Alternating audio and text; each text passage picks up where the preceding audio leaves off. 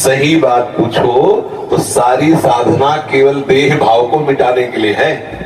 देह भाव मिट्टी, जो भाव करो वही आनंद में डूबो, चाहे आत्मस्वरूप ब्रह्म भाव करो, चाहे भगवत भाव करके सखा सखी गोपी गोपा जो चाहो भाव कर लो, क्योंकि आत्मस्वरूप कैसा भाव करो जैसा। विचार करना, जैसे मानो एक सन्यासी है, वो आत्मस्वरूप को निर्गुण निर्विकार देख रहा है, अनुभव में आता है ना। एक भक्त है, उसे दास स्वरूप में देख रहा है। दास शरीर थोड़ी होता है, दास स्वरूप भाव में उसने भावना की भेद बुद्धि करके, और तो उसे दास सेवक भाव अनुभव हो रहा है। जो जैसे भावना करता है आत्मस्वरूप, जैसे अभी हम देह भाव में हैं तो हमें यही तो लग रहा है मैं यही हूं, तो आत्मस्वरूप की भावना हम देह भाव में कर लिए ना। अब इसे हटाइए, आप जो भाव कीजिए, अंतिम समय यदि मृग का चिंतन करते हैं तो आत्मस्वरूप मृग स्वरूप में प्रकाशित हो जाता है। भरत जी को देखो, अंतिम समय में स्त्री का चिंतन करते हैं तो पुरंजन अगला जन्म स्त्री का। आत्मस्वरूप कैसा भाव करो जैसा, कोई भाव में करो तो मुक्त हो गए, समझिए ना। कोई भाव नहीं, मुक्त हो गए। अगर भाव कर रहे हो तो किस कोटि का कर रहे हो, जो कर रहे हो उसी का फल है। अपने लोग क्या भगवत भाव, अपने लोग क्या सखी भाव, अपने को सखा भाव, अपने को दास भाव, जो भाव करो सो आपको प्रभु ऐसे अनुभव, आत्मस्वरूप प्रभु है। और कोई भाव नहीं तो जीवन मुक्त हो गए। समझ में आ रहा है? आत्मस्वरूप कैसा भाव करो जैसा, और कोई भाव न करो तो इसे कहते हैं निराकार और निर्विकार चिदानंद में स्वरूप। बिल्कुल सब सिद्धांत सत्य है, पर अपने भाव को पहले शरीर भाव से हटाना होगा।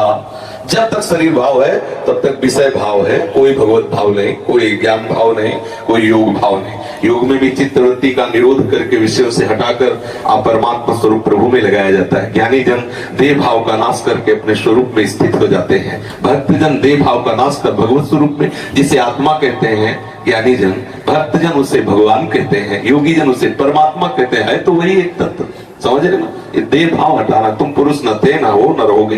ये पोशाक पुरुष के धारण करने से कोई पुरुष नहीं हो जाता, पर ये भाव मिटना बड़ा कठिन है, इसीलिए साधन में लगाया जाता है। अगर भाव अभी समझ में आ जाए तो अब भी आत्मा का कोई बंधन नहीं है। इसीलिए मोक्ष भी झूठा और बंधन भी झूठा।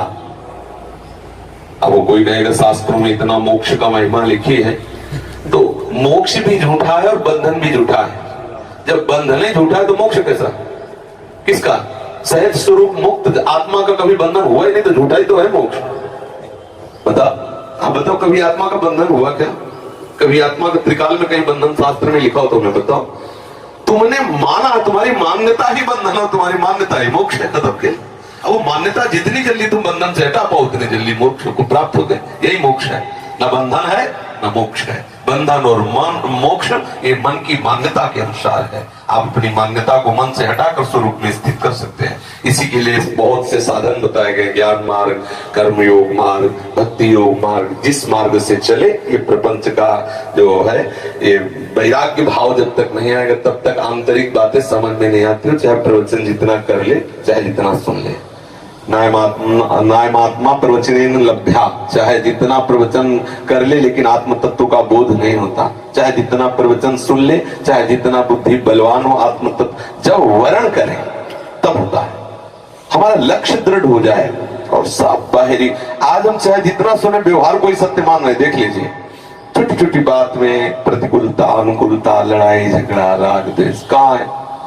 केवल बातें केवल हो रही। आत्म तत्व बोध की तरफ या भगवत मार्ग की तरफ सच्चाई से चलने लगो, अंदर ही मार्ग दिखाई देने लगेगा, अंदर ही प्रकाशित हो जाता है मार्ग। साधकों को ज्यादा माथापच्ची नहीं करनी पड़ती।